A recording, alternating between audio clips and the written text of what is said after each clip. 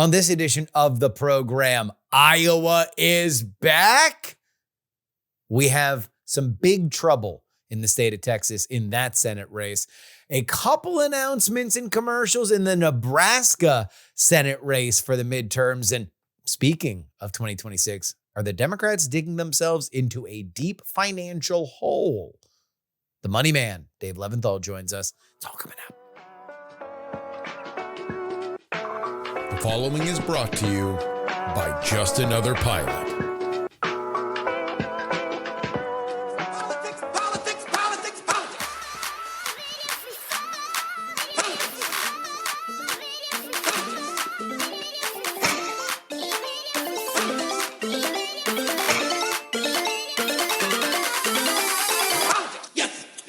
Hello and welcome everybody to the Politics program for July 11th, 2025, 7/11 here in Austin, Texas. Your old boy, Justin Robert Young, joining you.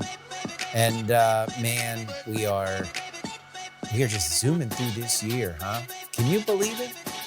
It's already the middle of July. We are on the back half of this year. We're hitting the year milestones of everything that happened in 2024. There's a brand new 2024 book out called 2024. Listening to it now. I'll give you a book report next week.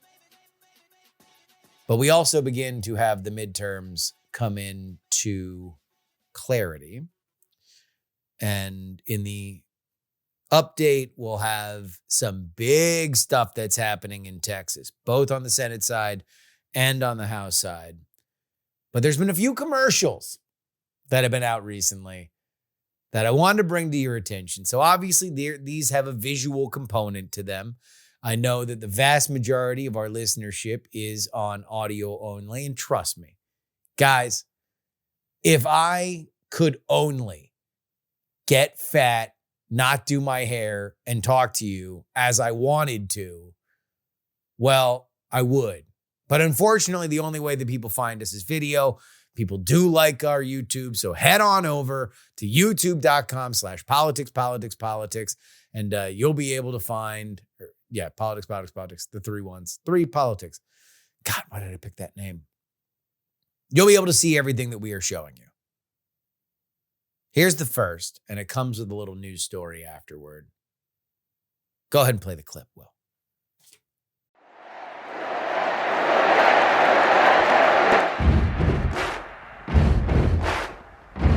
What we need is someone to look out for you, to fight for you.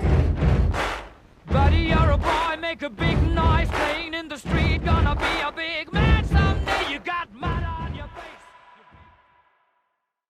The voice you hear is Ruben Gallego.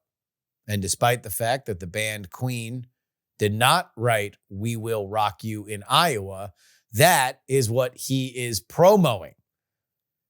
Ruben Gallego, freshman senator, has not been in the Senate a year, is plugging a visit to Iowa. Why? Because Iowa is back, baby. Iowa Democrats pushing to restore their first in the nation caucus status, and it looks like they're going to do it whether or not they have permission. Doesn't matter if you get the delegates. It matters that Iowa comes first. And on the Democratic side, man, I'll do my pitch again. Iowa actually matters for the Democrats in a way that it never really has mattered for the Republicans, despite the fact that Iowa was Trump country. Trump became who he was in Republican politics. So maybe it does matter more on the Republican side. But in general, in the past, it didn't really, because Iowa has so many evangelicals that it wound up tilting toward evangelical candidates. Mike Huckabee, Ted Cruz, they both won it because they were very, very, very ensconced with the churchy folk. And ultimately, those were not the actual winners. So the Democratic side, it is actually more of a portent for upsets. Let's remember, Barack Obama goes from a freshman senator, we'll get back to that, and then catapults himself into the race against Hillary Clinton, a race that nobody really thought that he was going to play in. But because he got his reps in Iowa, because he was able to hire staff in Iowa, and because he was able to run a bootstrapped, well-run campaign, he built a little bit momentum. He was able to beat Hillary Clinton, show that she was vulnerable. And then we go on and on and on. Iowa matters for Democrats. And here's the reason why. Number one, it's small, i.e. you don't have to fly anywhere in Iowa. If you have your headquarters in Des Moines, that's in the center of the state, you can drive to anywhere else that you want, and you can get your message out to the people of Iowa, who, by the way, care. Trust me, I've been to all of the early primary states. Ask anybody who has done such a thing, and they will tell you, nobody cares like Iowa. Nobody on the early calendar cares like Iowa. You can go to anywhere in Iowa, and you can ask people about who they believe is going to win the caucus, who they are caucusing for, and they won't just tell you the first person. They're going to tell you the second, third, fourth, and fifth choice. That's what they're going to do because they care. New Hampshire cares a lot, not as much as Iowa, but not that far off. Like I would say 2 or 3%. And from there, tremendous drop off. People barely care in Nevada. People barely care in South Carolina. And the only reason why the Democrats took that caucus out of Iowa, they said it was because they wanted to reward black voters in South Carolina and Georgia. No, it was because Joe Biden didn't want to foment a challenger in either Iowa or New Hampshire. Guess what wound up happening anyway? Dean Phillips wound up running in New Hampshire, and they had to do a write-in campaign to get Biden to a point of momentum so they could not embarrass themselves during the primaries. Fat load of good. That did. He wound up blowing up on the runway later on in the campaign. But still, these things should tell you something. If you as an incumbent cannot moonwalk to a win in Iowa, then maybe there's something wrong. Maybe the check engine light is flashing for a reason. Another thing that's important about Iowa is that because people invest heavily there, you've got a lot of Iowa professionals that know what they're doing, meaning you're able to staff a campaign in Iowa pretty easily. That's something that you really can't do in any of the early states other than New Hampshire. So if you want candidates to win on ideas and strategy and grassroots support, you want Iowa. And it looks like, according to Alex Thompson of Axios, that indeed is in play. Let's move over from Iowa to Nebraska, because one of the most interesting races that happened last fall was the race for Nebraska Senate, where an independent candidate named Dan Osborne ran a very good race and made people think maybe he could make something happen. Dan Osborne is running again. He's running against incumbent Pete Ricketts. Here's his debut ad. Billionaire politician Pete Ricketts votes for historic tax cut for 1%. This garbage bill just hurts work. Many hoping mechanic Dan Osborne will run.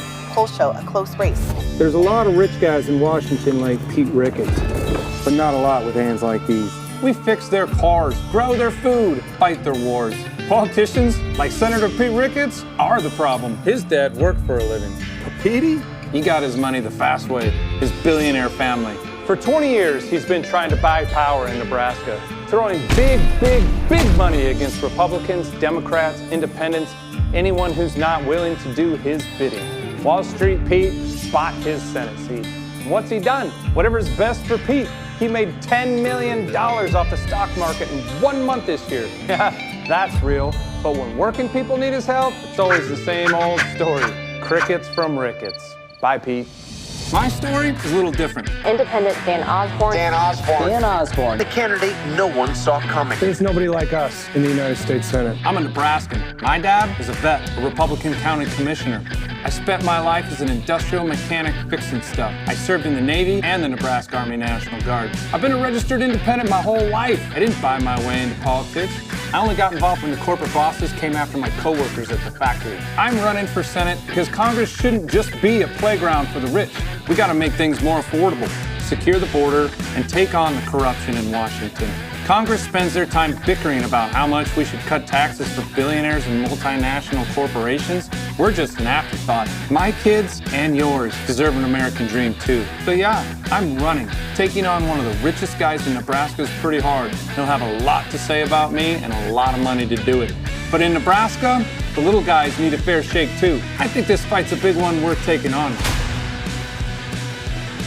If you want to fix Washington, send in a mechanic. Here's why you gotta love Dan Osborne's whole thing here. He's independent, not a Democrat. Now, what does that mean? Well, it means that he doesn't have to toe the line for things that the Democrats have said in the past or are saying now. So you're not going to hear Dan Osborne have to answer for whether or not ICE is good or bad. You're not going to have to hear Dan Osborne answer for whether or not he believed that Joe Biden was the most consequential one-term president in history. Pause. A lot of people said that about a year ago. Wonder if they still believe it. Just curious. And he can essentially run like a Republican into the general election, including that butt rock.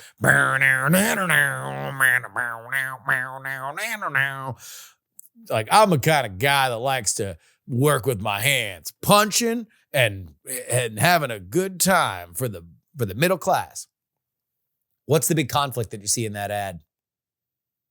It's not liberal versus Democrat. It's poor versus rich. There is rich boy, and then there is working class hero.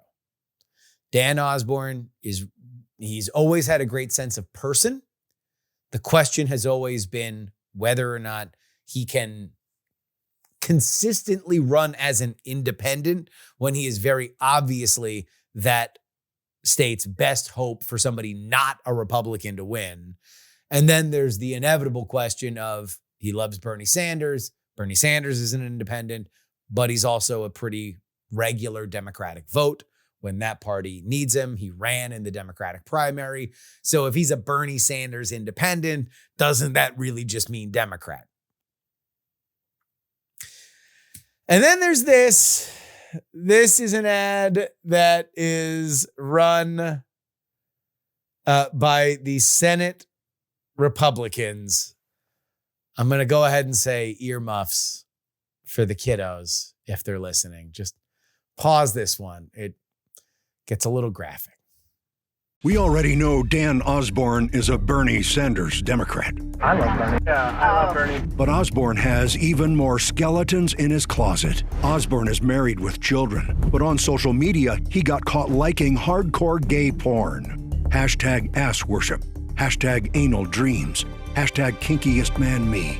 If this is how Dan Osborne acts on social media, can we trust him to represent Nebraska? Reject dirty Dan Osborne. In case you are only listening to this, let me tell you that those were not the only 3 hashtags that were read aloud during this ad. No, on the tweet, which was posted by Kink Sexual on September 17th, 2020, during the pandemic. We were all going through some stuff. The tweet is afternoon F with my friend. Hashtag gay, hashtag anal, hashtag sex, hashtag F my hole, hashtag bisexual, hashtag pansexual.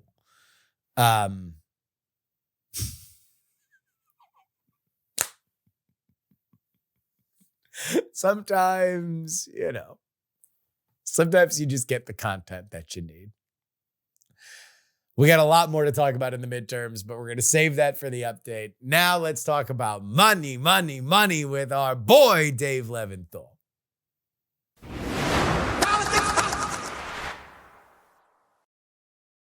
Well, friends, as we take a look down the road at the midterms, there is one thing that will be true no matter what the political environment is, and that is somebody's going to have more money than the other team.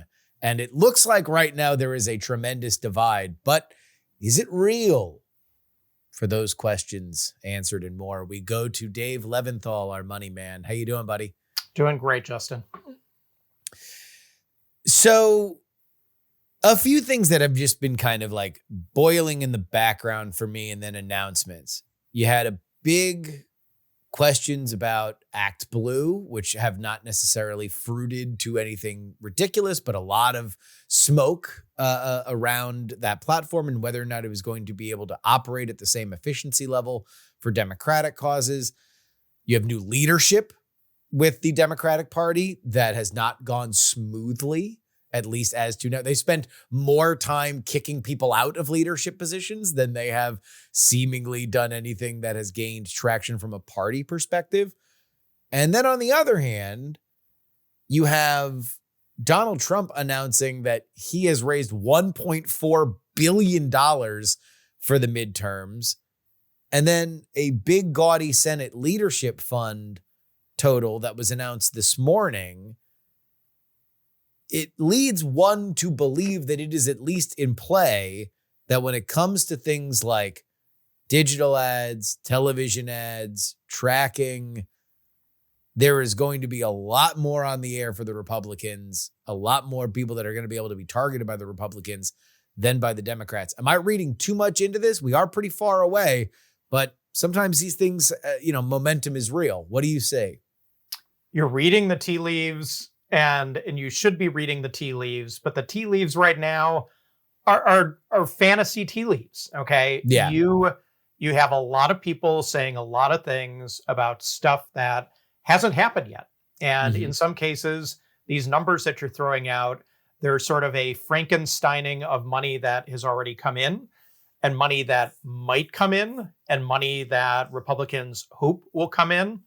And look, Democrats and Republicans play these games all the time. We've talked about this before. Let's talk about it again. Every single time you hear a candidate say, I am going to report raising X amount of dollars, or when Federal Election Commission reports come out later this month or later this year, they're going to say something like this, that, or the other thing. I mean, that's great in the moment. It makes for a headline. It makes for social media. It makes for all the things that you want that day. But does anyone really go back 3 weeks later, 3 months later, and check the record? Very few people do. And I can tell you by looking at the stuff for more than a minute that oftentimes the reality just simply doesn't match up to what the hype was when it was first all announced. So take all of this with like a giant asteroid of salt, because if you don't, you're likely to get played. And Republicans, they have nothing to lose here by saying this kind of stuff. And if anything, it's great as a fundraising technique, because if you say, hey, I got these big numbers and I can put them all in lights and send out press releases and true social posts and the whole 9 yards, that actually can help inveigle other Republicans or supporters to come and ante up themselves, or at least get into the conversation. So bottom line is, it's still silly season when it comes to money in a major way. One major date that everyone should look at is the 20th, or actually the end of this month. You got 2 dates. Let me let me take that back. You got 2 dates. Two dates. 20th coming here in July, which are going to be annual.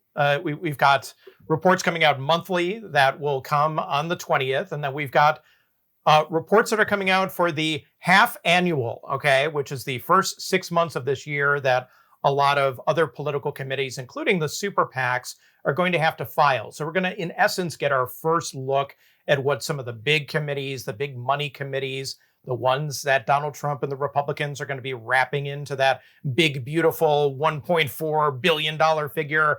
And we're going to see hard numbers there because those you can't make up, or you shouldn't be making up, because you have to sign them and certify them and send them into federal regulators. Those actually have teeth, as opposed to press releases, which you can say whatever you want. Well, they have teeth, except that the Federal Election Commission right now doesn't have enough commissioners to actually conduct high-level business, because Donald Trump has not named enough commissioners to the FEC. That's probably another matter that we may want to discuss later or for another day. But, that's also how long has that been the case? Because that's been an issue for a while, right? The FEC not having enough commissioners to actually function.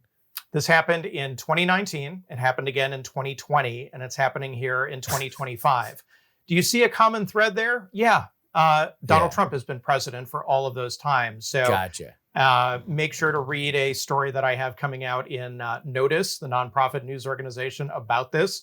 And this is a theme. And Donald Trump, I think when we talk about him and campaign money, one thing that absolutely must be mentioned is whether he is trying to, like he has with other independent government agencies, try to take control of them and not have them be an independent arbiter that is neutral with all of this and bipartisan in nature, but something that is decidedly Trumpy in its direction. But if he were, wouldn't him naming people to the commission give him more control over it if he's naming loyalists?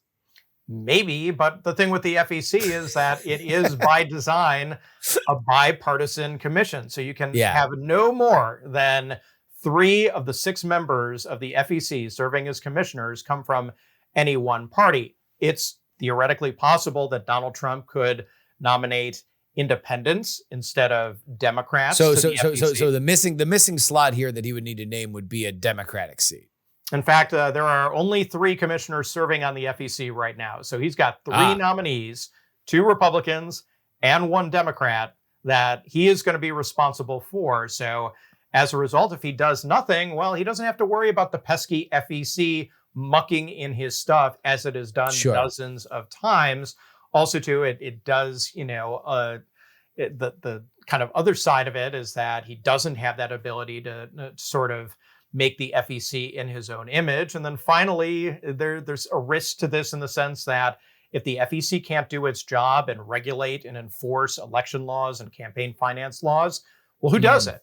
The courts do. Okay, so that's a big gamble for Donald Trump in the sense that the courts could potentially, for either committees that Donald Trump personally oversees or that are supporting him, it could get some adverse rulings if it ultimately went that far.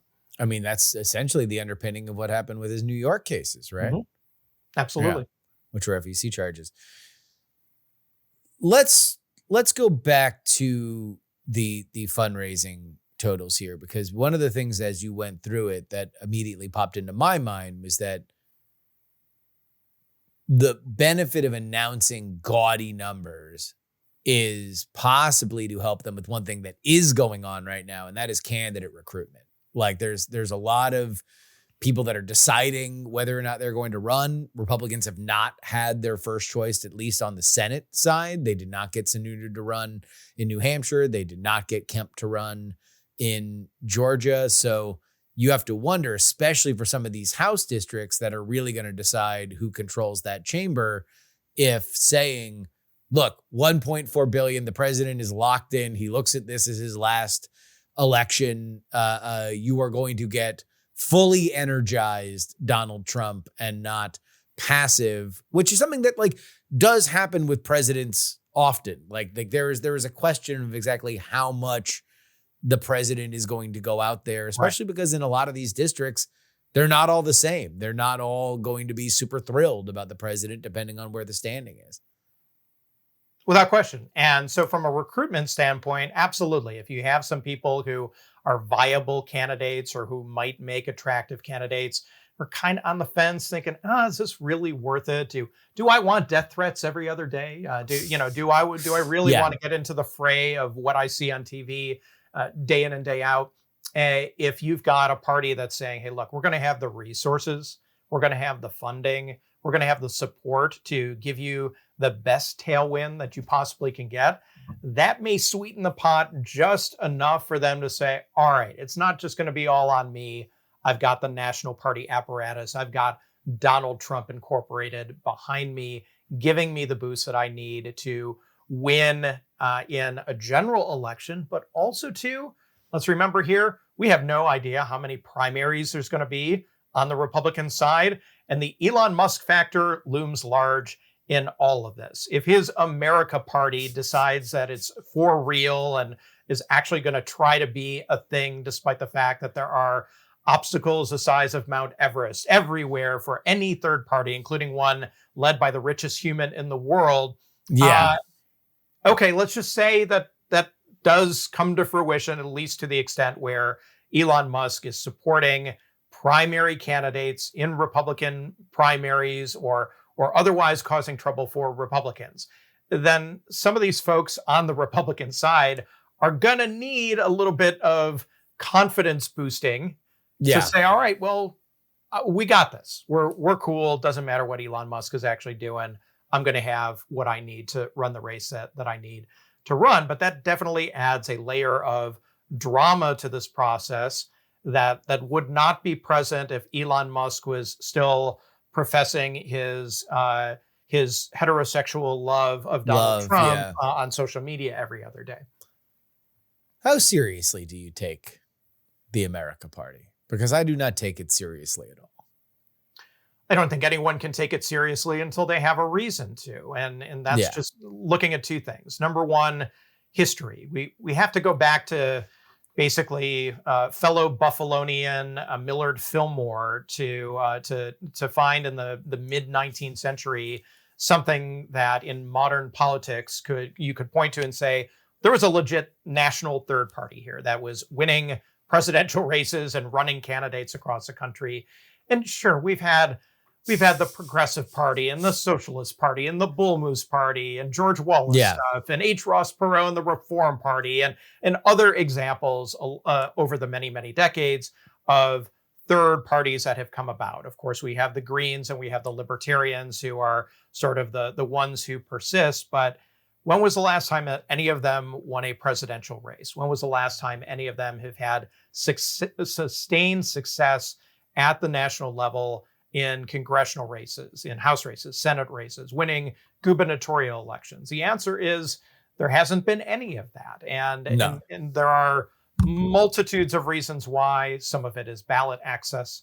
Some of it is the way that the elections are set up. Some of it is the very way that we vote. You have to win a majority. Okay, we don't live in a pluralistic election governance system where everyone gets a consolation prize, even if it's a little bit in the parliament or whatnot. So as a result of that, because of that winner takes all type of system that we have, it makes it incredibly difficult for a third party to break in again, a national sustained kind of way.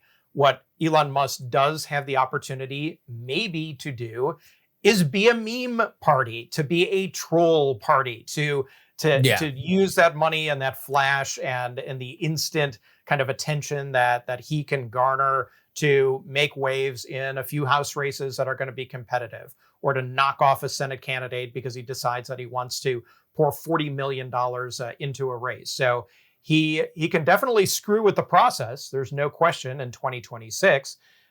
Again, how much appetite is he going to have to do this, especially when he's got shareholders that he has to keep happy, and that's the biggest thing that I would say. And there's a lot of other things going on in Elon's life, right? And rockets not exploding too. Let's mention that. Yeah, that number of kids and counting. We still don't know. Science has still yet to put an accurate number on exactly how many offspring he has with his Genghis Khan level of reproduction, but the reason why I don't take it seriously, because I followed Elon Musk for, over a decade now, certainly through Tesla and SpaceX, which were things that I found to be very, very interesting. He often can get distracted. He can go from one thing to another. Politics is something that he only really, really, really got fully into, 2 years ago when he bought Twitter. And then now, as an active GOP donor, It was less than a year ago. It was really after Butler that he endorsed Donald Trump and started spending, the $300 million that he would eventually spend. Number one donor to the Republican Party not a year ago. Number one donor. And I don't know. At the end of it, I feel like we already kind of saw a version of this a few weeks ago when he was calling the president a pedophile and saying that he should be impeached. It's like, then a week and a half later, he was retweeting, Trump, and then the one big beautiful bill goes and passes, and he's all fired up again. But I don't know. I feel like with that in the rearview mirror, I wonder he's got other problems. He's got big, specifically with Tesla. He's got big issues that he has to go address. Anyway, now I will say one thing for him, which is that prior to Donald Trump jumping onto the political scene, I had a long interview with Musk, and we discussed a lot of this stuff about particularly SpaceX. Like, hey, what's your play here with the government, and how serious are you? Is this something that is sustainable? Are you going to get government contracts? What's your lobbying strategy? And he said, hey, I am in this to win this, I paraphrase. And that I'm not Barack Obama's friend as much as everyone would like to think I am at this moment. And we'll see what happens in the future. And again, to his credit, look at SpaceX now. Okay. It did over the years what in essence he set out to have it do, which is become a preeminent player in space for the United States in rockets, context. and that came against tremendous organized opposition from parties that nobody thought could be moved in DC, including Lockheed Martin and Northrop Grumman and all the players of the United Launch Alliance. Like they did not want him involved in that at all, and he muscled worked his very way hard against him, and yet he still was able to succeed. A little different when we're talking about pure politics and electoral politics and party building, which can oftentimes be so painfully boring. But yet, he does have a track record that does show that he is capable of it. But does he want to do it? That may be the bigger question. The difference is both with SpaceX and Tesla, he has been one of his greatest skills is recruiting. He is very good at finding very smart people that are going to be able to work under an environment that he sets and move forward as fast as possible. I don't know who. That's a very dangerous game in politics. A rich person in a world where everybody knows you want to spend a lot of money, boy, is it hard to separate out the talent because there's not that much there. And there are a lot of flashy people with big names that would be super thrilled to take $100 million off you so you can run a, totally bupkis third party. And can you literally buy candidates? Go out and say, hey, you come over to my team. I'm going to write you through a super PAC a check for $100 million and jump ship from the Democrats, jump ship from the Republicans.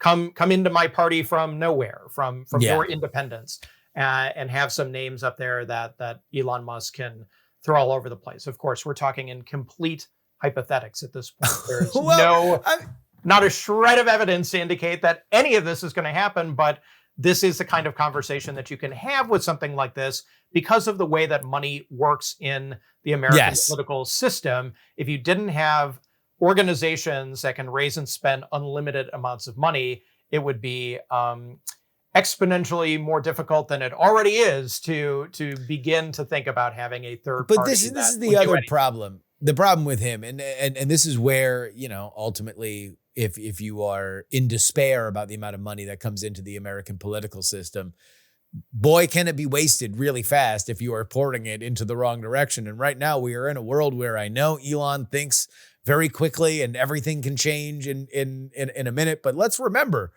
he was the target of organized liberal, if not Democratic Party led protests 3 months ago. He was the tip of the spear. He was the thing that organized liberal causes believed could bring down the administration because he was close to it. He was that unpopular with Democrats. And now he is, edging on persona non grata with the Republican Party. So who are you looking for? Like who do you believe is an Elon Musk super fan aside from, a couple hundred people, right-leaning engineers in Silicon Valley, or Elon super fans on Twitter, and God knows where those live, right? They may or may not be American citizens, that you really think that you were going to run this. It feels like a party without a constituency, even on the lines of third parties, because that there are progressives that would vote green, because I know progressives that are sick of the Democratic Party.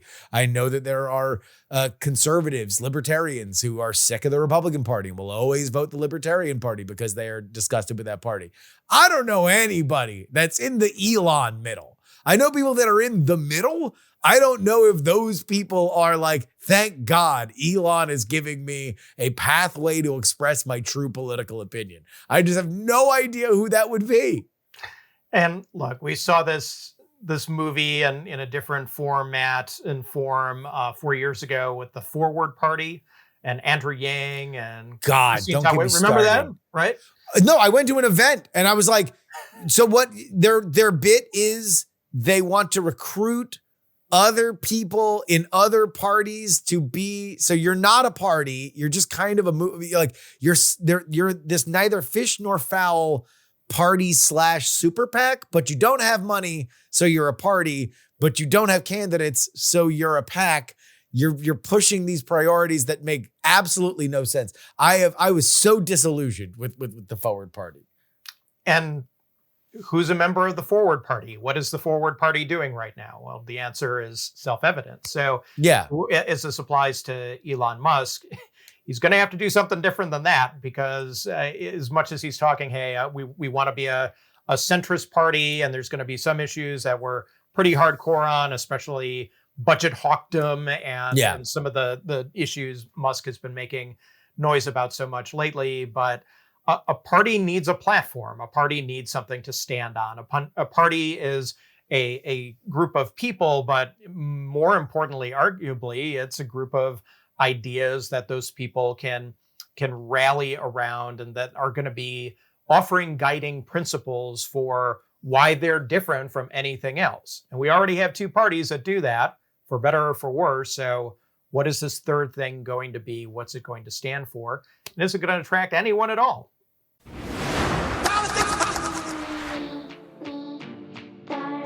This is your update, brought to you by TakePoliticsSeriously.com. It's where you go to support this show. 2 bonus episodes each and every week. Head on over there right now. Politics.com. Join the Substack team. Come on. We got a great community over there. It's fun to comment. It's fun to chat. It's just a nice time. It's just a nice time. $3 a week. Cheaper than a cup of coffee. Even cheaper than that if you go annual. Annual. This isn't a Dan Osborne tweet. Annual. Let's get to some stories we didn't have a chance to cover. Donald Trump this week met with John Thune, specifically discussing the John Cornyn Texas Senate race. John Cornyn is the current incumbent, but he is polling double digits down with Ken Paxton, the embattled attorney general who has been a devotee of Donald Trump for as long as I can remember. Here's the problem. John Cornyn, not very popular with the grassroots of Texas primary voters in the Republican Party, but by far more popular than almost any other Republican in the state when it comes to the general election. Okay, so what are Trump's options here? There's a few of them. He could essentially tell Cornyn to pound sand and endorse Ken Paxton. Get to that in a second. He could endorse somebody else who wants to get into the race. Wesley Hunt, somebody who is a rising star in Texas politics, a Trump devotee, great on television. Trump loves that. If he gets in the race and gets the Trump endorsement, then essentially you are handing him the nomination. And there are rumors rumors that Cornyn might just hang it up. He might retire if it's anyone but Paxton. Or Trump could endorse Cornyn.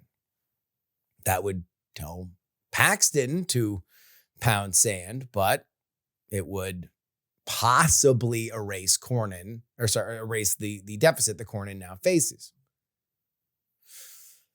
And then there's today's news. I'm going to read it directly. Senator Angela Paxton, the pistol-packing mama whose ex-husband sues Obama. That was a song she sang. She is the soon-to-be ex-wife of Ken Paxton. She writes on X today. After 38 years of marriage, I filed for divorce on biblical grounds. Bro, effed up. It's on biblical grounds, dude. Dude, you're getting divorced on biblical grounds, okay? We go back. I believe marriage is a sacred covenant, and I have earnestly pursued reconciliation, but in light of recent discoveries, I do not believe that it honors God or is loving to myself, my children, or Ken to remain in the marriage. I move forward with complete confidence that God is always working everything together for the good of those who love him and who are called according to his purpose.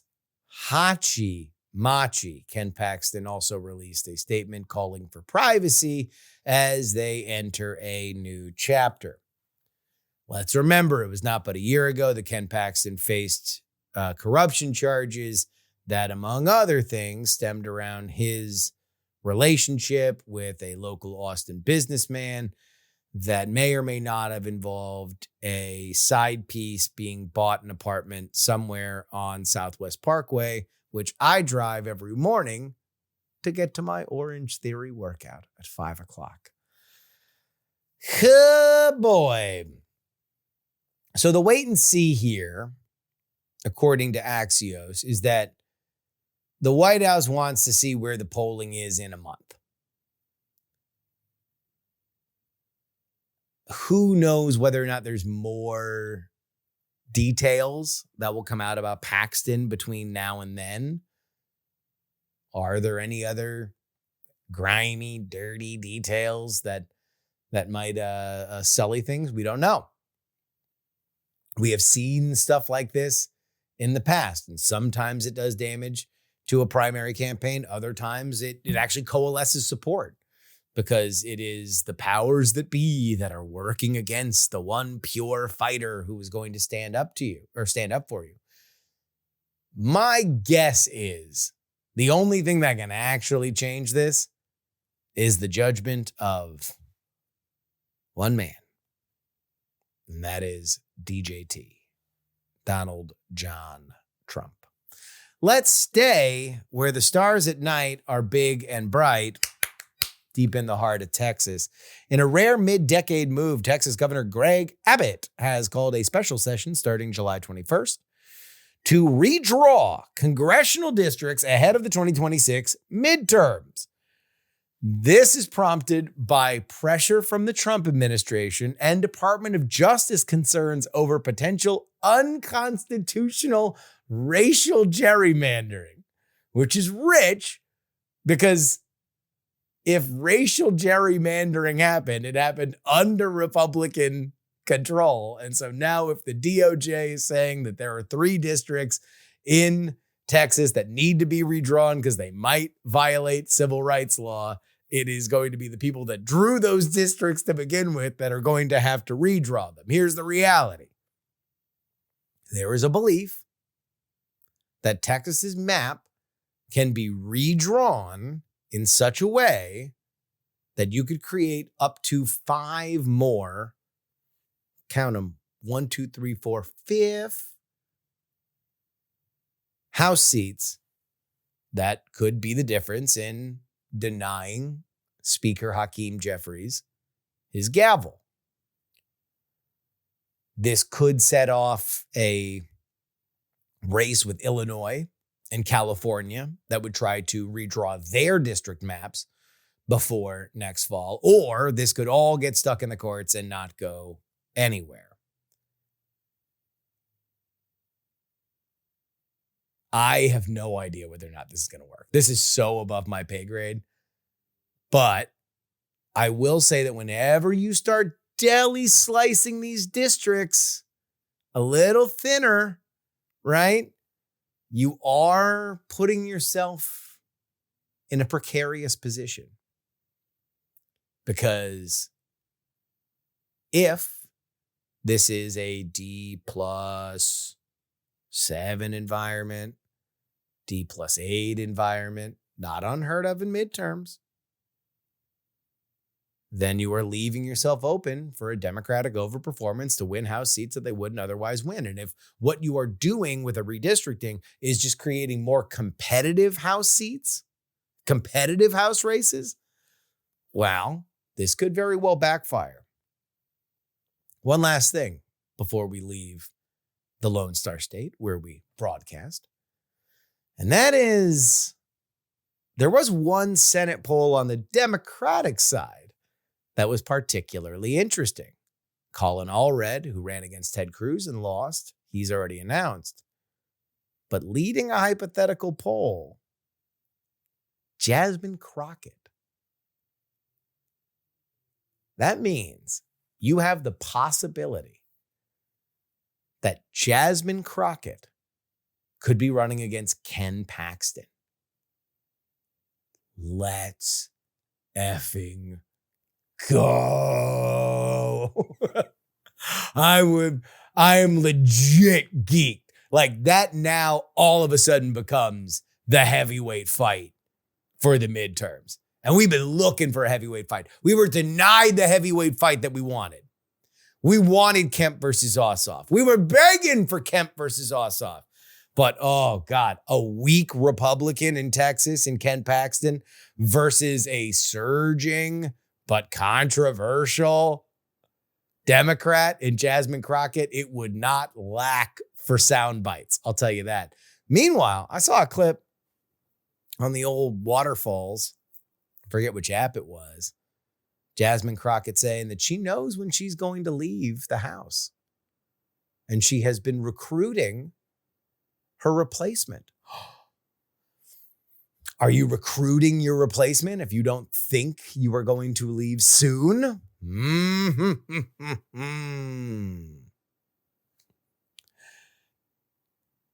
And finally, look, the one thing that we say overall else, while everybody else is talking about the thing in the moment. Oh, did you see this guy did this? Even the Epstein stuff. Look, we talked about the Epstein stuff a lot on We're Not Wrong. We're not going to talk a ton about it here, mostly because the midterms aren't going to change on Epstein, in my opinion.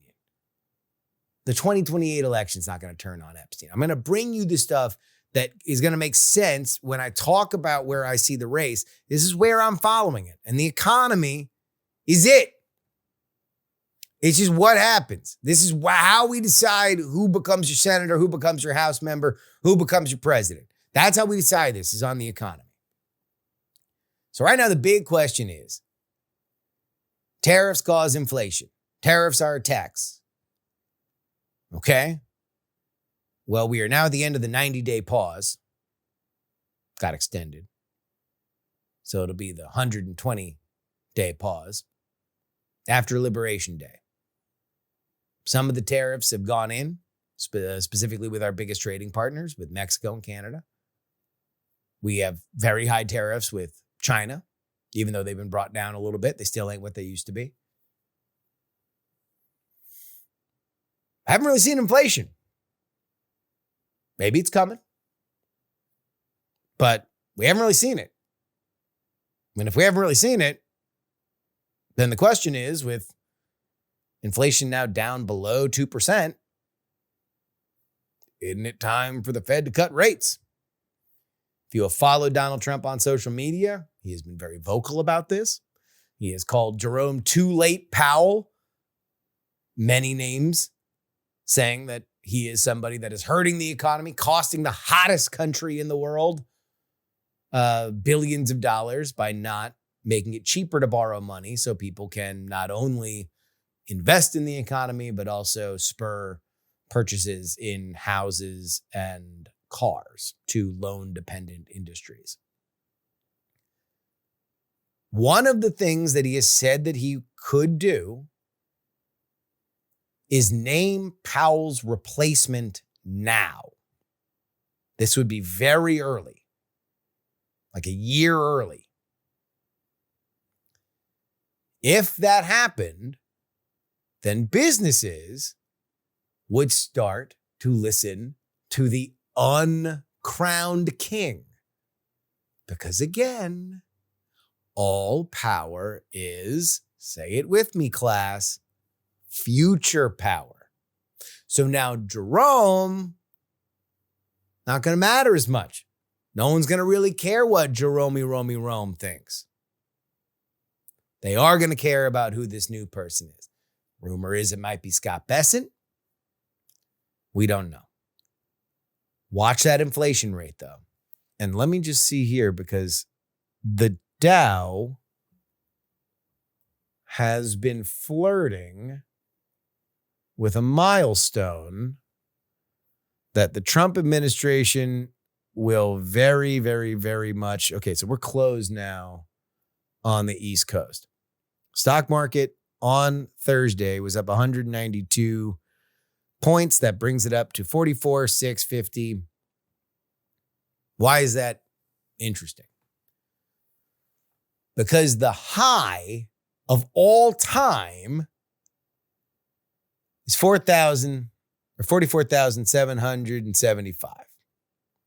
That was before the DeepSeek sell-off. So DeepSeek came out. Everybody thought, oh my God, is AI super cheap? Turns out it's not. People sell out on a bunch of AI stocks, a bunch of tech stocks. It was a great time to buy them. You should have bought them. We bought them. This is not a stock tip podcast. Although we will have somebody who's stock market focused next week. We'll tell you at the end of the podcast. When that hits the high, so we're already past where we were before Liberation Day. When it hits the high, just wait. It will be Trump's economy then. Before Biden's economy. Ew, gross, stinky. When it hits the new high, it will be Trump's economy. It'll be Trump's stock market. He's going to get that tattooed on his face like Post Malone. All right. That's our update. TakePoliticsSeriously.com. Sign up. Be a part of the team. Thank you to everybody who has done so. Let's go ahead and get back to Dave Levinthal.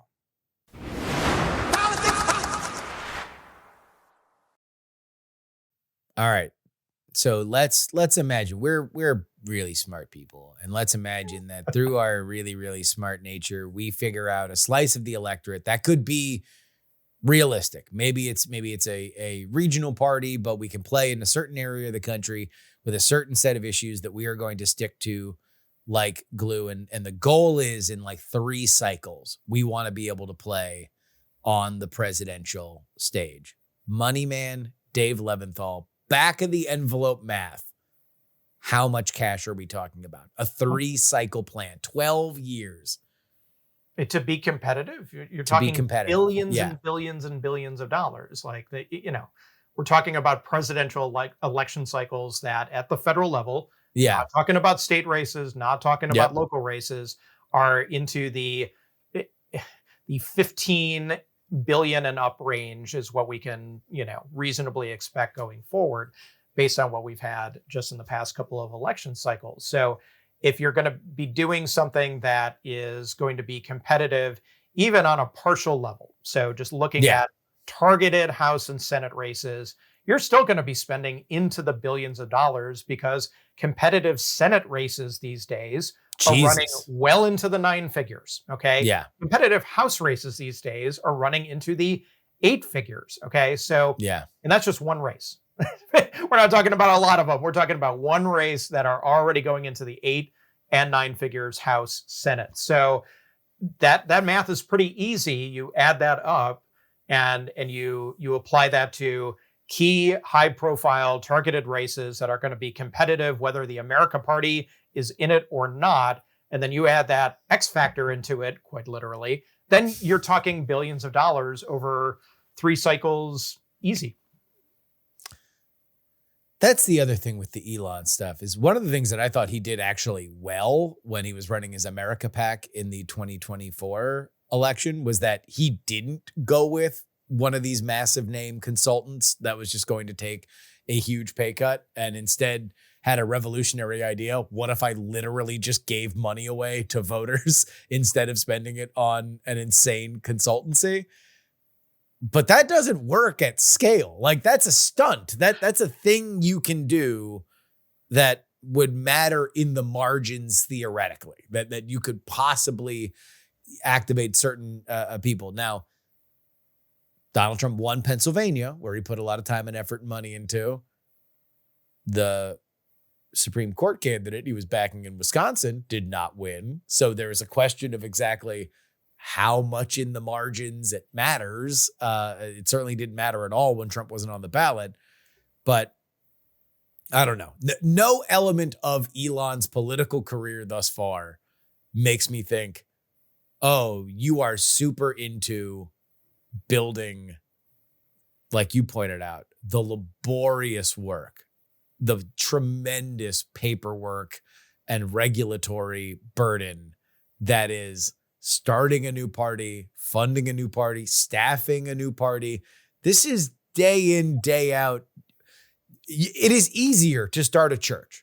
It is easier to start a church in your local area, to found a new religion that will gather a congregation, than it is to start a new party. Like with the IRS having said that that churches can retain their nonprofit 501c status and still endorse political candidates now. Breaking news this week. Yep. Maybe Elon should form a church. He should form a church.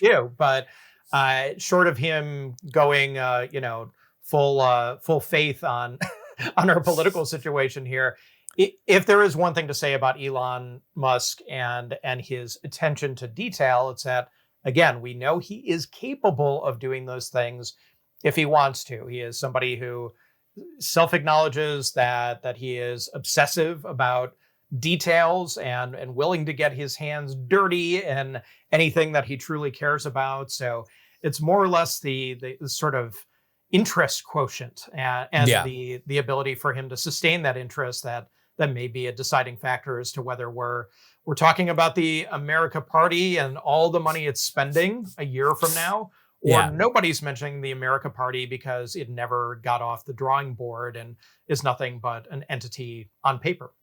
That's my bet. And one of the details he was not able to wrap his head around is the idea that you can't balance the federal budget by way of discretionary spending, which he seemed to believe was possible during his now ended tenure at the White House. Let's get back to the issue that we first started talking about, and that is the disparity going into the midterms, or the possible disparity going into the midterms. Looking at the Democratic side, we still have no idea what is going to happen with Act Blue, right? Like there's nothing new on that. A bunch of people quit and said, there's a bunch of hand wringing. I know in DC there was a lot of hand wringing about, well, is this going to blow up? Is it going to be a scandal? Is Trump going to really sick the dogs on it? Trump has made some noises, but nothing official has happened.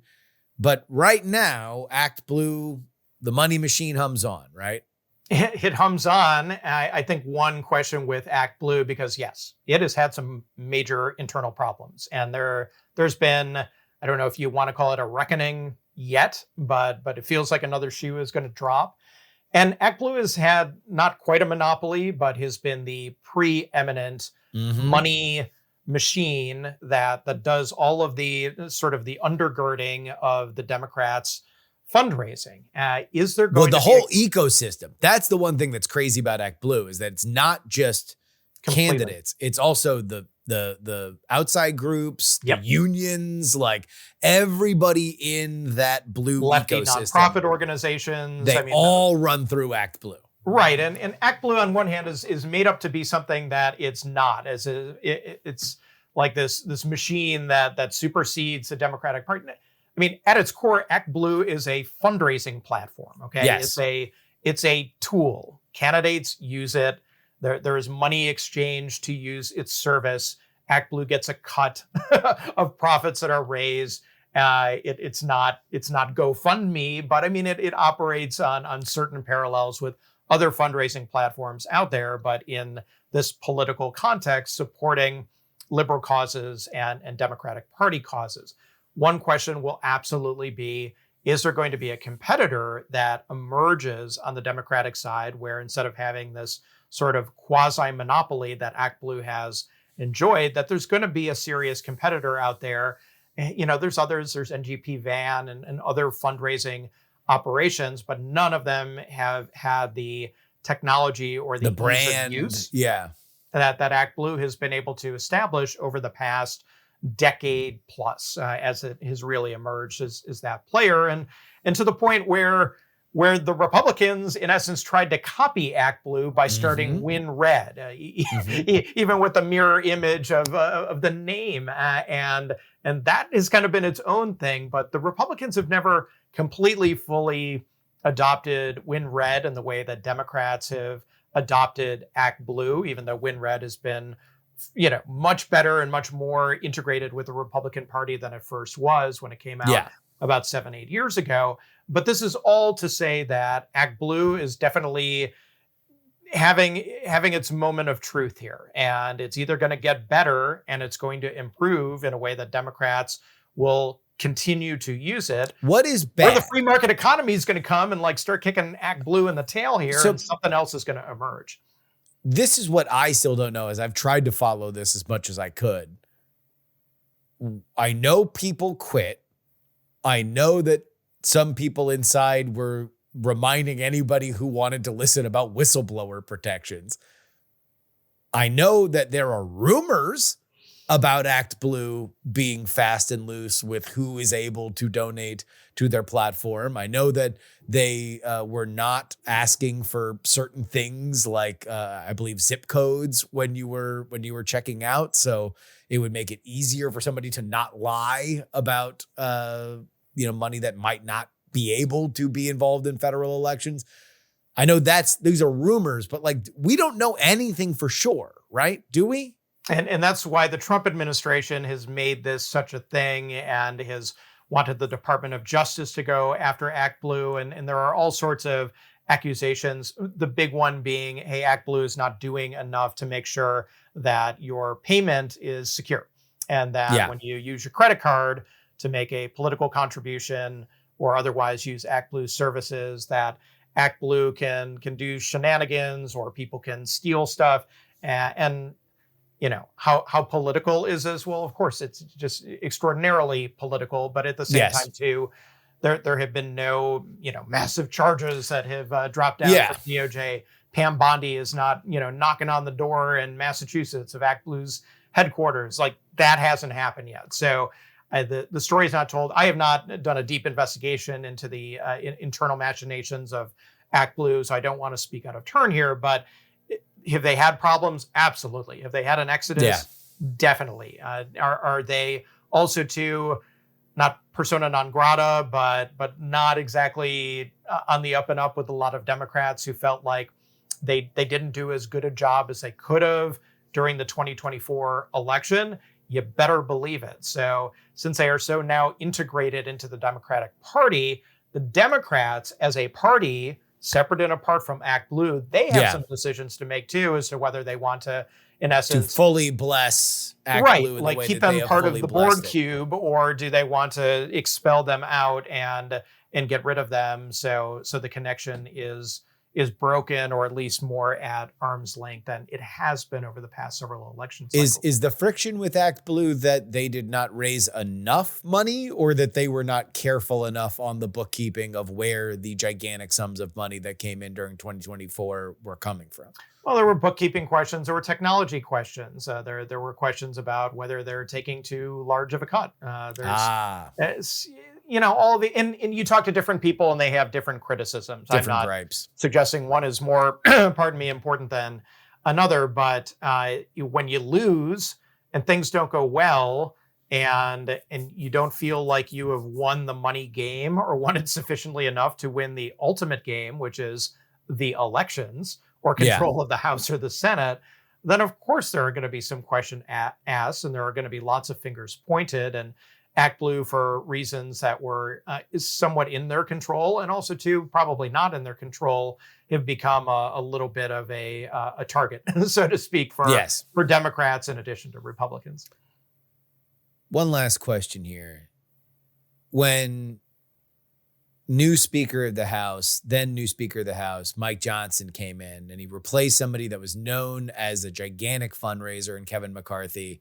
He went out and over that first period where he was going to have to report the amount of money that came in, he made sure that the number was big and gaudy. And he got a bunch of donors to make sure that this was a vote of confidence. Look at this. We're not losing anything with Kevin McCarthy leaving. We're going to make a lot of money. We just saw the Senate Leadership Fund announcement. This is the first one that John Thune is running, that Mitch McConnell is not. And guess what? It's a big, gigantic, gaudy number.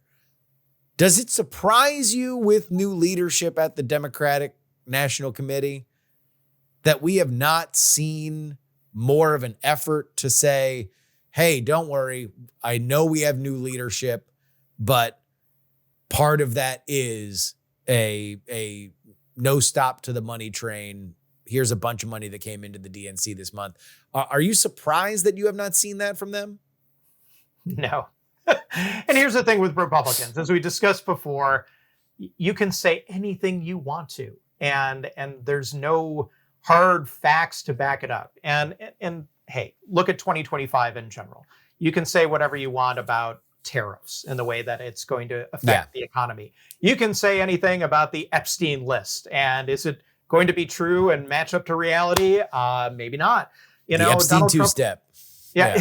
I mean, Donald Trump might come out tomorrow and say that there are mutant gerbils from the planet Zaxxon that are going to invade Washington, D.C. Well, it's going to make for a headline. That's for sure. Is it going to be real? Of course not. But as it applies to the Democrats, right now they are struggling so mightily just to get their own house in order and to figure out who they are as a party that it is kind of difficult. You need not go any further than the mayoral race in New York City to see how that's playing out internally with the Democrats for real in July of year of our Lord 2025. So they say nothing of the David Hogg situation and the DNC and what even the party should be and should represent and who you should have in the tent, and whether it's 25-year-olds who are looking to go in a very different direction, or the old guard. And here in Washington D.C., we're debating whether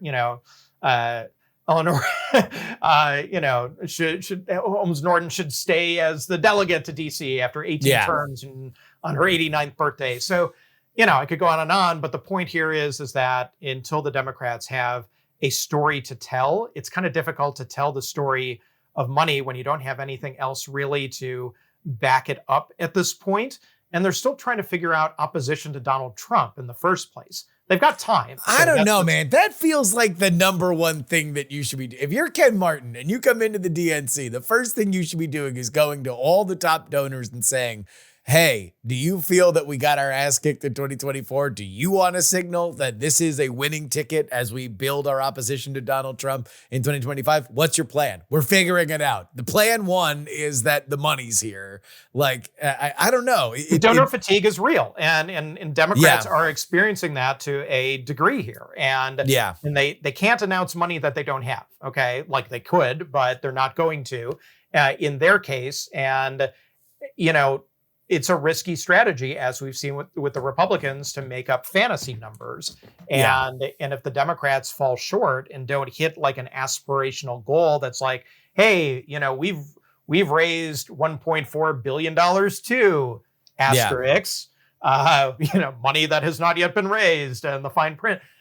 That's a big risk because I think as much as people don't go back and look at the record months forward, the Democrats are at greater risk of that happening than the Republicans, because many Republicans, they're not going to care. If Donald Trump says it, they're going to be happy with it. And, if the fuzzy facts don't exactly pencil out. The key is do the ads run? I mean, that's ultimately what this is about, is that, even though certainly both campaigns, including the combination campaign on the Democratic side, raised gobsmacking amounts of money, you never had to wonder whether or not they had money to be on television. Like they were able to prosecute their message in the public square.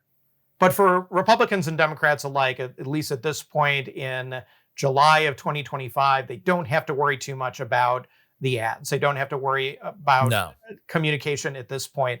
I would argue, that one of the bigger things that they are going to have to worry about and account for and factor in is these primaries and whether they are going to want to play in these primaries when you have a really bloody, nasty race in Texas or North Carolina or any of the other places where this may happen.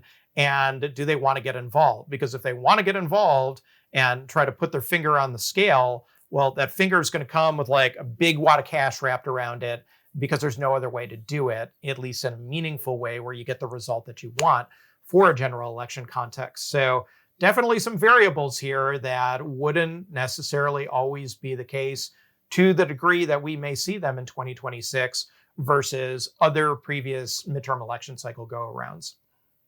All right. Well, obviously we got plenty of time to keep an eye on it, but it's always good to check the pulse with our friend, the money man, Dave Levinthal. Where can folks find your work, buddy?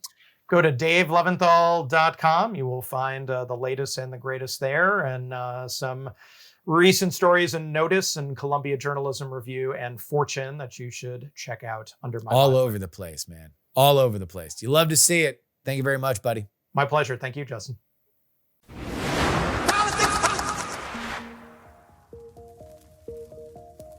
And that'll wrap it up for us today. Politics, hosted by your boy, Justin Robert Young, here in Austin, Texas. You want to email me? It is theyoungamerican@gmail.com. You want to get short clips of this show? TikTok, Justin R. Young. X, Justin R. Young. Or if you want to see that Dan Osborne ad, you got to come over to the YouTube. They highlight all the hashtags that they read. I'm just saying. It's pretty funny. YouTube is politics. Just look for that. If you want to support us, you can do so. PayPal.me/payjury. Venmo is Justin-Young-20. Cash App is PX3Cash. And you can send me anything you'd like in the mail. Post Office Box 153184, Austin, Texas 78715. The only place to get our bonus content is TakePoliticsSeriously.com. $3 each and every week. Cheaper than a cup of coffee. You get 2 bonus episodes each and every week. If you buy me 1 cup of coffee to talk to you, twice more than I do otherwise, it's a no-brainer.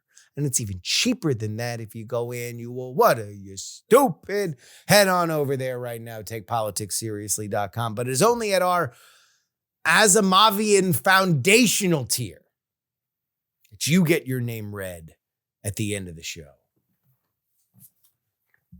Like these fine folks: Sonny Black, L3PO, Peepaw, Scott, Middle-Aged Mike, Tom, Sarah Jeannie, Jeremy, Pro Idiot, Chiller Tomatoes, oh yeah, it's Adam, Neil, AB Puppy, Dr. Whiskey, Michael, Fat Tony's PJs from New York, Will, The Borge B, Matthew, Matt, Andrew, Edwin, Sam, Andrew, Phil, Edison, Devon, Paul, a dog named Checkers, Gloria Young, my mom, Jerry, Trucker, John, Berkeley, Steven, and Zombie Doc. One place to do that, TakePoliticsSeriously.com. I hope everybody has a hell of a weekend. It's one of them lazy summer weekends. Oh, good gracious, good gravy. We got great guests next week, though. 2 rookies, never been on the show, making their PX3 debut. Emily Jashinsky, Breaking Points, The After Party. She joins us. And Jack from Nobody's Special Finance. I don't know how I found him, but I very much appreciate his perspective on the stock market. He is critical. He very much believes that there is an AI bubble, at least when it comes to chip stuff. But I always appreciate his read. When there's political hype about the economy, I check in with him. because I want to know his perspective, because he's not afraid to say that he doesn't like stuff. So I'm going to ask him, good economy, bad economy, dangerous economy? What does he think about all of it? We have an economy-focused stuff. I'll tell you what, man, we're living the dream here. We're in the dead of summer, and we are hustling for you like never before. Thank you for joining us, and I look forward to seeing you again. Till next time, this is your old pal, Justin Robert Young, saying, some shows talk about politics, others talk about politics, still more discuss politics, but this is the only show that dares discuss all three. Diamond Club hopes you have enjoyed this program. Dog and Pony Show audio.